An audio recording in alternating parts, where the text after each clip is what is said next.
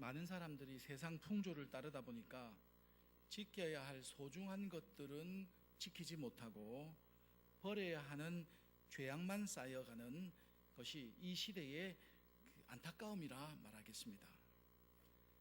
가정도 형제도 무너지고 있으며 교회도 믿음도 사랑도 우정도 이렇게 아름다운 단어들이 빛 좋은 게살구가 되었습니다. 빛 좋은 게살구. 빛깔은 보기에는 참 좋은데 너무 셔서 먹을 수 없는 것들. 아무리 아름답고 좋은 단어라 하더라도 사람들이 그것을 어떻게 생각하느냐 하면은 그게 나와 무슨 상관이 있느냐, 이 정도로 생각한다는 거죠. 사람들의 마음에는 무엇이 중요한지에 대한 질문은 많이 가지고 있지만 버려야 하는 해로운 것들과 버려 무관한 사소한 것들을 잡으려고 혈안이 되어 있고 그리고 목숨을 걸고 있습니다. 정작 지켜야 하는 소중한 것들은 함부로 생각하고 임의로 대우하면서 버리고 있다는 거죠. 그래서 가치관의 혼란이 가중되고 있습니다. 돈 때문에 앞만 보고 물불을 가리지 않고 정신없이 일에 매달려서 일만 하면서 살아온 사람, 인생을 달려놓고 보니까 자기 주변에는 한 사람 다 없고 돈을 벌기 위해서 친구도 버리고 배신하고 서로 했던 원수들만 가득하게 되었어요. 더 아이러니한 것은 내가 그렇게 추구했던 돈도 잃어버리고 건강도 잃어버리니까 다른 사람이라는 존재는 내가 이겨야 하는 존재였고 그 사람들을 무시하고 그 사람을 밟아서 내가 올라왔는데 건강을 잃고 보니까 내 몸을 제대로 움직이지 못하고 다른 사람 손에 의해서 이렇게 줘야지만 일고 밥을 떠먹여 줘야지만 먹고 다른 사람 손에 의탁하는 존재가 되었다. 왜 그것을 이제야 깨닫게 되었을까? 조금 더 일찍 깨달을 수는 없었을까? 제 이야기는 아니고 많은 사람들이 이런 간증을 하는 것을 들어봅니다. 존 암스트롱이라는 사람이 쓴 책에 돈 걱정 없이 사는 법이라는 책을 보면은 사람들이 자기가 평생에 필요한 돈의 10배 정도 있어야지만 안심하고 그 10배 되는 것을 추구한다는 거예요. 돈이 있어야 된다는 필요성은 알고 있지만은 얼마가 든다는 정확한 것은 모르고 그냥 대충 자기가 생각하는 것이 실제로 있어야 되는 것에 10배가 있어야지 안심한다는 그런 글을 썼습니다. 영성학자인 에크하르트 톨레라는 사람은 지금의 힘이라는 책에서 이런 비유를 첫 장에 비유를 하나 들었는데 평생을 30년 동안 거린으로서 1달러를 구걸하면서 살았습니다. 1달러만 주십시오. 1달러만 주십시오. 지나가는 모든 사람에게 그 사람은 손을 내밀고 1달러를 구걸하며 살았습니다. 어느 날은 한 예언자가 그 앞을 지나가면서 그 거린을 봤어요. 그 거린에게 다가가서 나는 당신에게 줄 돈은 없지만은 당신이 깔고 앉아있는 그 허름한 상자를 한번 열어보셨습니까? 그 안에 뭐가 들어있는지 아십니까? 질문을 했습니다. 거린은 나는 평생에 1달러만 달라고 했지 그 상자에 무엇이 있는지 열어보지 않았다. 그 한번 열어보시라. 이 예언자의 권고를 듣고 거지가 그 거린이 상자를 열어보니까 자기가 30년 동안 깔고 앉아가지고 1달러 구하는 그 의자로 사용했던 그 상자 안에 황금이 가득 차 있었다. 이 비유로 든 이야기입니다. 우리는 쓰고 다 쓰지 못하는 황금을 깔고 앉아가지고 1달러 달라고 요구하는 거린과 똑같은 인생이라 이 말이죠. 무엇을 지켜야 하고 무엇을 버려야 하는지 흔들리는 가치관 속에 살고 있습니다. 8절 말씀해 보니까 너희는 불의를 행하고 속이는구나. 그는 너희 형제로다. 형제마저도 속이고 불의를 행해서 등쳐먹어가지고 자기 이익을 챙긴다는 것이죠. 붙잡아야 할 소중한 형제는 버리고 버려야 할 불의와 속임을 붙잡았습니다. 형제는 버리고 불의와 속임은 붙잡았습니다. 누가 봐도 제정신이 아니라는 것을 금방 알 수 있습니다. 형제와 불의와 속임, 이 선명한 대조는 우리의 정신을 확 들게 하는 너무나 분명한 거예요. 형제가 있고 불의와 속임이 있는데 무엇을 붙잡으시겠습니까? 이것이 다른 사람만의 이야기가 아니라 충분히 내 자신의 이야기일 수 있다는 것이 서글프지 않습니까? 사람들이 왜 형제를 붙잡지 못하고 사랑을 붙잡지 못하고 믿음을 붙잡지 못하고 불의와 속임을 붙잡을까요? 이 두 가지만 있으면은 너무나 선명하게 형제를 붙잡을 수 있어요. 그런데 반드시 붙잡아야 할 형제와 반드시 버려야 할 불의와 속임, 그 중간에 뭐가 놓여 있느냐면은 사소한 이익이라는 것이 놓여 있다는 거예요. 그거 없어도 아무런 문제가 되지 않는 사소한 이익이 중간에 놓여 있기 때문에 그 이익으로 들어가면은 붙잡아야 하는 형제는 버리고 엉뚱한 우리가 반드시 버려야 하는 불의와 거짓 속임을 붙잡는 결과로 나타납니다. 잠시 있으면 세상과 함께 썩어지고 없어질 순간적인 것을 붙잡는다는 부인할 수 없는 현실입니다. 영원한 생명이 되시고 하나님 아버지 또 믿는 믿음을 붙잡지 못한다는 것이 우리의 모습이라는 거죠. 우리가 지켜야 할 소중한 것들을 버리고 버려야 할 불의와 속임을 붙잡은 결과가 무엇일까요? 9절 말씀에 그 결과를 이야기하고 있습니다. 불의한 자가 하나님의 나라를 유업으로 받지 못할 줄을 알지 못하느냐. 사소한 이익, 내가 마땅히 버려야 할 불의를 붙잡은 결과가 뭐냐? 하나님 나라를 잃어버렸습니다. 그러니까 하나님 나라를 지불하고 사소한 이익 때문에 불의와 속임을 붙잡았다는 말씀입니다. 에서는 팥죽 한 그릇 붙잡으려고 장자권을 팔았으며 가룟 유다는 은 30을 붙잡고 하나님의 아들이신 예수를 놓았습니다. 데마는 세상을 사랑해서 바울을 버리고 데살로니가로 갔습니다. 이들이 어떻게 되었을까요? 잘 되었을까요? 잘은 못 돼도 그들이 계획하고 그들이 생각한 정도는 되었을까요? 그들이 지켜야 할 것을 버리고 버려야 할 것을 붙잡았을 때에 비참한 인생이 되고 말았습니다. 가장 부끄러운 이름을 가진 사람들이 되고 말았습니다. 이걸 장사로 표현하면은 그 폭삭 망한 거죠. 왕창 망한 겁니다.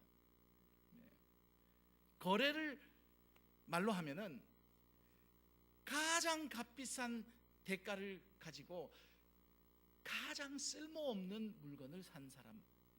이거는 그냥 조금 손해본 것이나 어느 정도 손해봤다는 말로 표현할 수 없고요. 비교할 수 없는 피해, 회복할 수 없는 피해를 입은 사람들이 바로 지켜야 할 것을 지키지 못하고 버려야 할 것을 붙잡은 사람들의 결과, 그게 하나님 나라를 유업으로 받지 못한다는 말씀입니다. 더 어리석은 것은 이 속은 것이 한 번에 끝나지 않고 반복되고 있다는 것이 더 어리석은 우리들의 모습입니다. 허무한 인생이 될 수밖에 없는 죄악의 악순환에 빠져 있습니다. 한 번만 속으면 되는데 이게 한 번만 속지 못하고 반복해서, 어제 속을 때에 내가 다시는 속지 않으리라 결심했는데 오늘 어떻게 됩니까? 오늘 또 속아요. 도무지 이해할 수 없는 이 현상들이 우리의 삶 속에서 반복적으로 일어나는 이유는 거짓이 우리를 속이기 때문이고, 우리 인류의 DNA 속에는 거짓에 속은 죄가 마음속, 우리 심령 깊은 곳에 자리하고 있기 때문에 그렇습니다.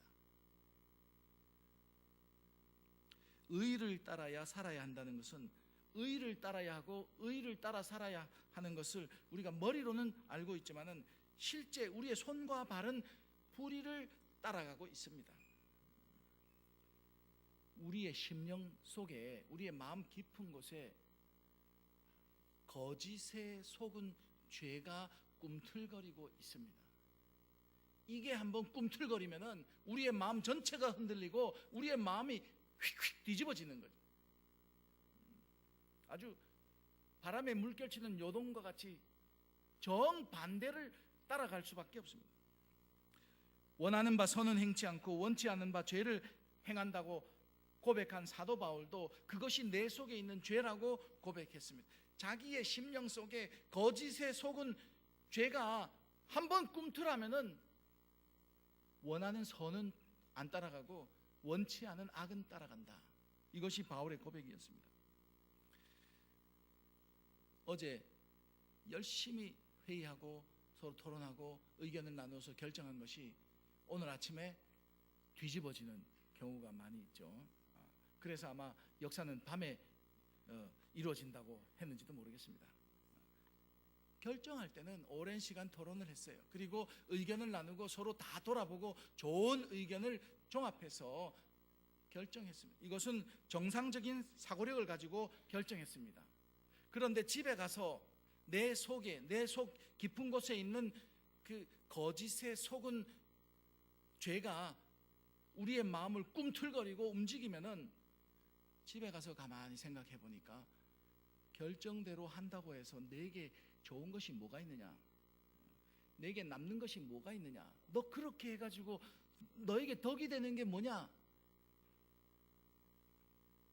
가만히 생각해 보니까 안 되겠어요.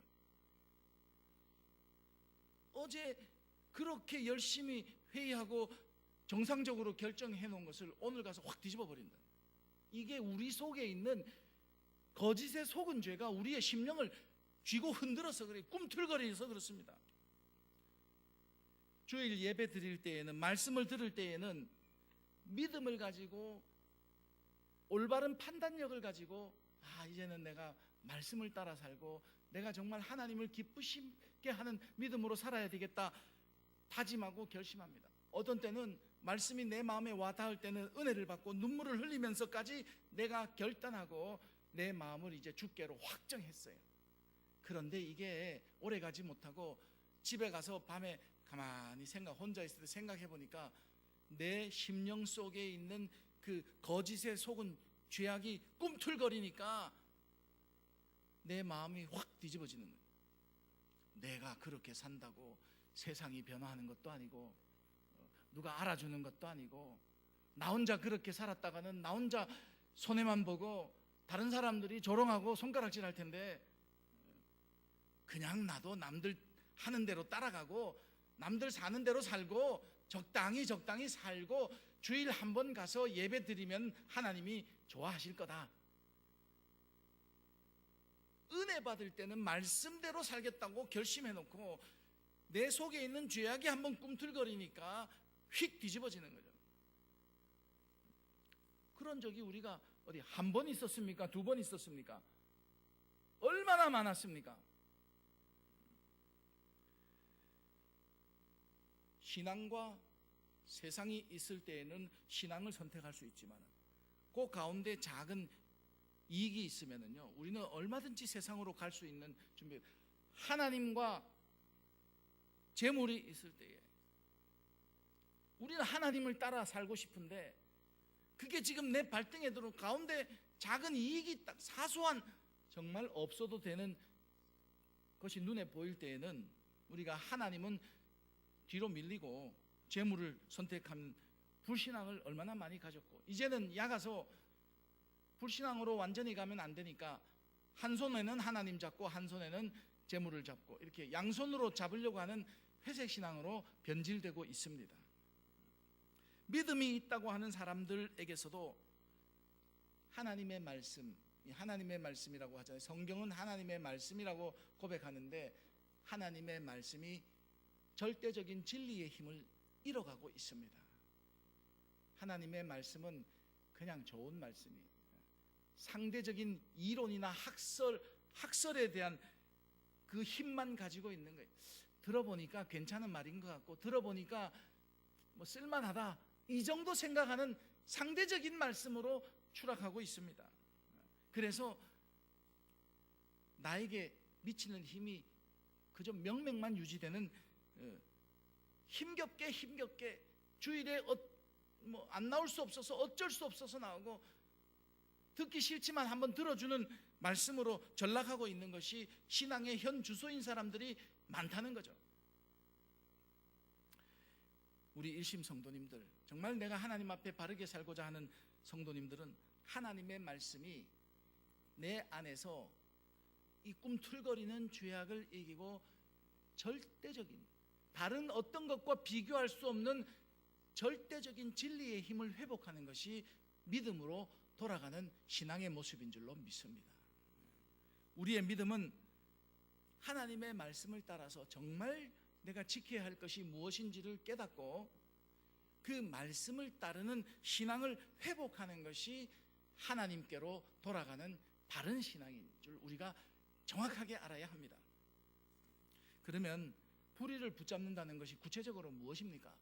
너무 이렇게 희미하게 하지 말고 구체적으로 한번 예를 들어, 그 구체적으로 들어준 예가 9절 후반절과 10절이에요.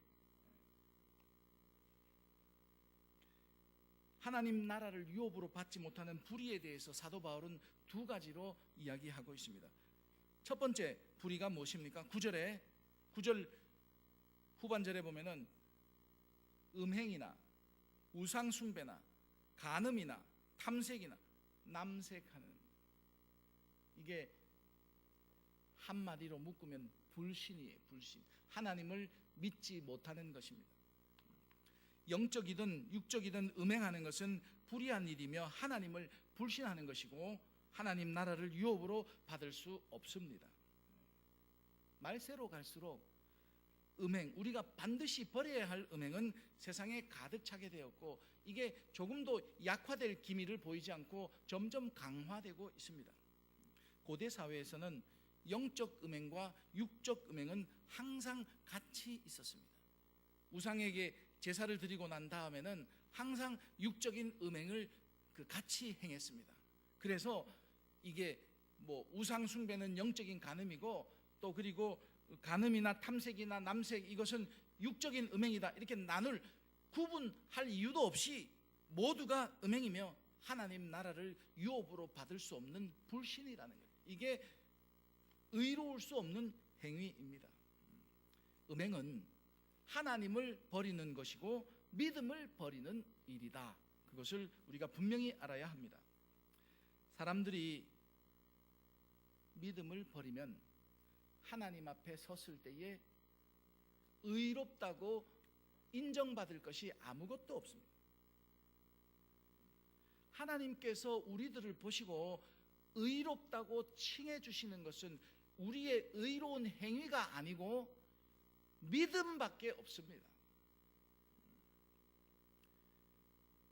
믿음의 의를 보시고 의롭다 칭하여 주시고, 그러면 우리 삶은 무엇입니까? 우리의 의로운 행위는 무엇입니까? 구원은 믿음과 연결된 것이고, 우리의 믿음의 삶은 상급과 연결되어 있는 말씀입니다. 착각하지 말아야 되는 것은 의로운 행위를 하지 말라는 말이 아니에요. 그것으로는 구원받을 수 없음을 성경이 이야기하고 있습니다. 믿음으로 구원을 받고 믿는 자답게 사는 모습이 의로운 삶이 되어야 합니다. 하나님 나라를 유업으로 받지 못하는 두 번째 부류는 10절이에요. 10절. 도적, 탐욕, 술 취함, 모욕하는 사람. 이런 사람은 하나님 나라를 속여 빼앗는 자, 속여 빼앗음. 이렇게 다섯 가지만 있어서 그런 것이 아니라 이런 일들은 하나님 나라를 유업으로 받을 수 없다. 이 다섯 가지를 한마디로 요약하면은 욕심입니다. 우리 사람 속에 있는 죄악의 욕심, 자기 중심적인 죄악의 욕심이 바로 요 다섯 가지 욕심이에요. 욕심. 욕심을 정의하자면 세상에 속한 것들을 더 가지려고 하나님 나라를 잃어버리는 마음이 욕심입니다. 믿음을 정의하자면 하나님 나라를 유업으로 받기 위해서 세상에 속한 것들을 버리고 하나님을 붙잡는 마음이 믿음입니다. 믿음과 욕심은 반대로 가는 것이고 둘이 함께 할 수 없는 이유가 분명합니다. 우리는 내 마음에 믿음이 있는지 욕심이 있는지 스스로 질문하시고 스스로 답변하는 믿음을 가질 수 있어야 합니다. 순간순간 나에게 질문해 보셔야 합니다. 나는 믿음을 가지고 이 일을 하는지 욕심을 가지고 이 일을 하는지. 하나님께 예배드리는 것도, 하나님께 기도하는 것도 내가 하나님을 믿기 때문에 하나님께 예배드리는 것인지, 내 욕심을 채우기 위해서 내 소원을 들어달라고 하나님께 기도하는 것인지 물어보셔야 돼요. 그리고 스스로 답변을 가지고 있어야 됩니다. 열심히 살고 열심히 땀 흘려 일하고 그것이 하나님의 영광을 위해서 착하게 살고 열심히 사는지 스스로 물어봐야 됩니다. 내가 잘되고 내가 무엇을 얻기 위해서 욕심 때문에 그 일을 열심히 한다면 그것은 잘못된 선택입니다. 도적, 남의 것을 훔치는 사람을 도적이라고 그러죠. 왜 남의 것을 훔칠까요? 욕심 때문입니다. 다른 이유가 없어요. 욕심 때문에 그렇습니다. 탐욕은 욕심 중에서도 훔치는 것을 뛰어넘어서 모든 것이 다 자기의 것이 되어야 하는 마음이 탐욕이에요. 저 사람 보면 저 좋아 보이고, 이거 보면 이거 좋아 보이고, 전부 다 자기 게 돼야 된다는 거죠. 그 아이들이 어렸을 때 싸우는 거 보면 동생이 형이 가지고 노는 건 무조건 자기 다 달라고 그래요. 자기 손에 가득 가지고 있어도 또 형이 또 다른 거 가지고 오면 그것도 달라고 그래요. 그럼 엄마가 야, 너 가진 게 있지 않느냐, 너 가진 거 가지고 놀아라 그러면 소용이 없어요. 귀에 들리질 않아요. 무조건 형이 가지고 노는 건 다 자기가 가져야 돼. 이게 탐욕이라는 거예요. 이게 자기 중심적인 소유욕, 그게 탐욕입니다. 술 취함은 반듯함을 잃어버리고 비틀거리는 몸가짐과 제 정신을 잃어버리고 혼란된 정신을 가지는 것과 진리와 질서를 무시하고 거짓을 따르는 욕심이 술 취함인 모습이에요. 하나님이 우리에게 자유를 주셨는데 그 자유를 뛰어넘는 방종함이 바로 술 취함이다, 이렇게 표현했습니다.